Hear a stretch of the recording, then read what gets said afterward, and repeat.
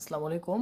আজকের প্রশ্নটা হলো বর্গমূল প্রকাশের জন্য কোন চিহ্ন ব্যবহার করা হয়? আসলে বর্গমূল প্রকাশের জন্য কোন চিহ্ন ব্যবহার করা হয় সেটার উত্তরটা হবে দেখেন, আমরা লিখব এরকম: বর্গমূল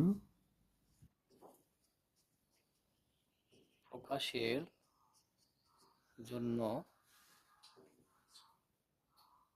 এটা কমা দিয়ে রাখতে পারি, এই চিহ্ন ব্যবহার করা হয়।